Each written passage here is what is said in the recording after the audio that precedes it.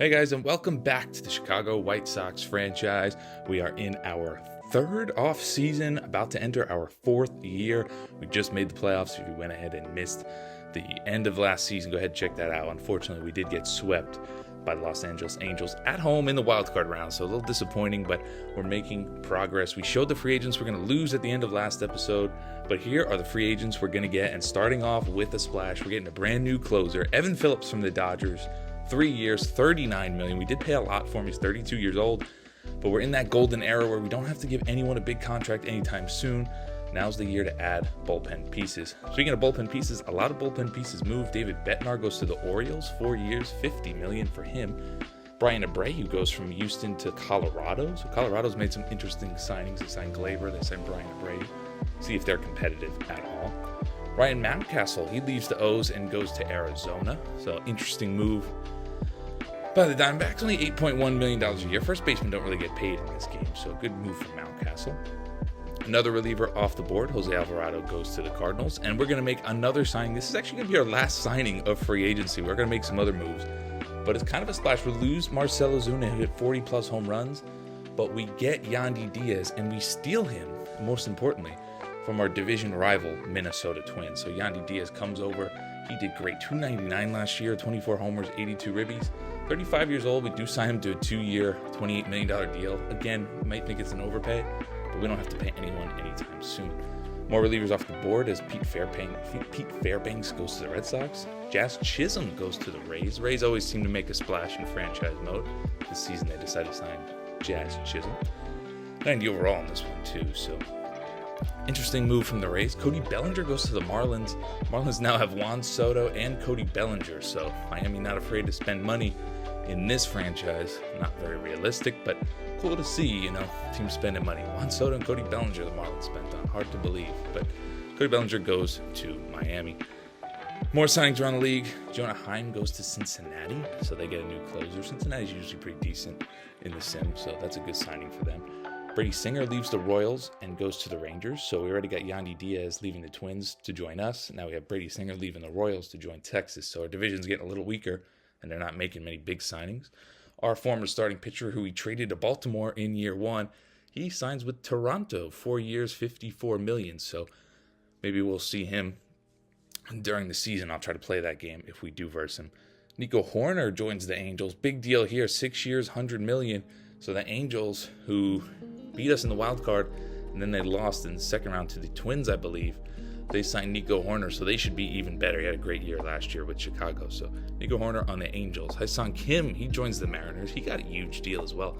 5 years, $101.5 million, $20 million a year he gets to join Seattle. He had a very solid year last year, 297, 22 bombs, only 68 ribbies. Maybe the Mariners just didn't get on. Our division's getting even weaker. Tariq Skubal, one of the best pitchers in the game, he leaves Detroit and goes to Oakland, of all places. Interesting. He had another great year. He always does great in the sim. He's just a great pitcher.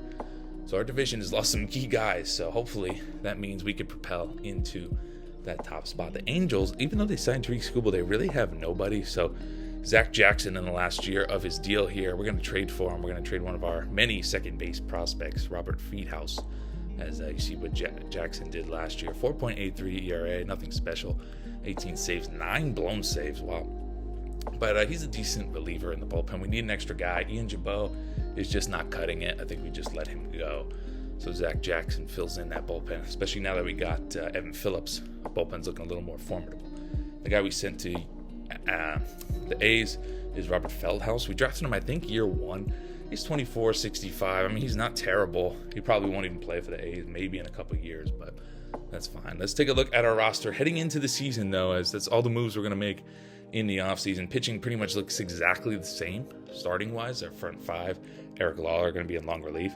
Guys coming up like Grant Taylor, Noah Schultz, still a top 50 prospect. We got to make a decision on him. But our pitching's just solid right now. There's no spot for him, so we'll see. Maybe we'll trade him at the deadline. Who knows? Because we have a lot of pitching prospects. You see Nick Nix there, 19 B potential, 70 overall. The Illinois, Chicago kid, Harper Goodwin, he's growing, 20 years old, 68 B potential. Still a ways away, but he is showing some good progress. In the bullpen, again, pretty much the same, except we got Zach Jackson, who we just traded for. No more Ian Jabot.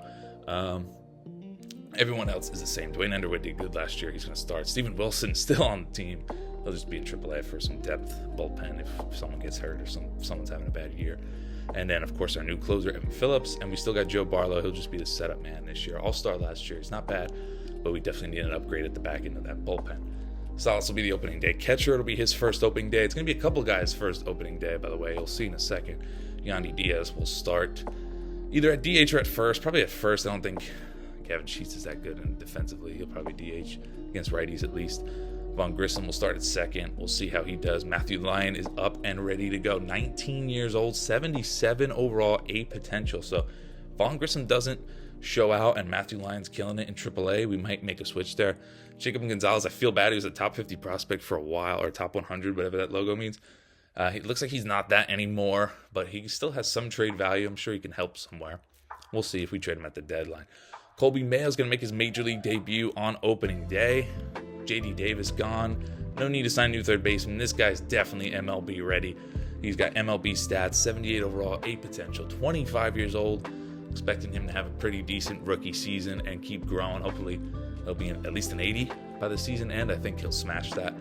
Gio Urshela, very great depth piece. He'll play first base against lefties still with Gavin Sheets. Shortstop, of course, is going to be Colson Montgomery. Looking for him to take more strides as he had a pretty decent year last year. Heston Kjerstad, the guy is just a beast. He keeps growing. He's got 92 power against righties now. He's been clubbing home runs. Hopefully he can have another big season. Jack Sawinski, same thing with him. He should have a good year. Always has a good sim, it seems like. I love that trade. Sammy Zavala, another guy. Got to look for him. Might trade him at the deadline. He's just not growing. We got no room for him. Plain and simple. So, I didn't make many moves in the offseason because I know we could trade at the deadline for whatever we need. Chuck Dutzman, another guy who's going to make his MLB debut on opening day, so you won't want to miss the next episode. We got 2 MLB debuts in that one. Chuck Dutzman's 20 years old, but he's up to an 82 overall. He's been crushing it in every level. Remember, we got him from the Orioles. He was a high, mid-70 overall guy, B potential. I just thought he was one of those guys where he'll probably only have an 80 potential. All of a sudden, he's been killing it and he has A potential. Look at this guy, too, Cedric Hale. Pretty sure I drafted him just last year. Look at that contact stats. I mean, he's 74 C potential, so he's not going to grow much, but man, high contact. And this guy right here, Raul Franco. I'm going to actually switch it. Cedric Hale's going to be in AAA. Raul Franco's going to start in AA. He was the number 2 overall pick in the draft last year. If you remember, we had the 2nd overall pick. We drafted this guy out of Virginia. 68 overall, A potential. Look at the speed, 85 speed, decent little hitting stats. His fielding's at a 50. It's not great, but it's right field. It's whatever. If he could be like a nice contact leadoff guy with that speed, I like it. Speaking of leadoff guy, our new leadoff hitter, Chuck Dutzman, he's got 87 speed. He's got some pop against righties. I think he's going to be a nice little leadoff bat. He's going to make his MLB debut in the leadoff spot. We'll see how he does in that spot this season. Heston Kjerstad's going to bat second. We don't have a lot of righties in this team, so I want to have a little bit of a balance and not like 5 lefties in a row. So Heston Kjerstad's batting second. Yandy Diaz is going to bat third for now. I mean, we can always tweak this as we go. Jack Sawinski's in back cleanup with that 94 pop. We got Dutzman, Kjerstad, Diaz, Sawinski, Gavin Sheets. You never know with him. He might have a good year. He might not. You just never know. We might trade for a DH if it comes to that at the deadline. Same thing with second base. Vaughn Grissom has a DH. He's had decent years. He's batting like 260. It's not bad. I can't complain.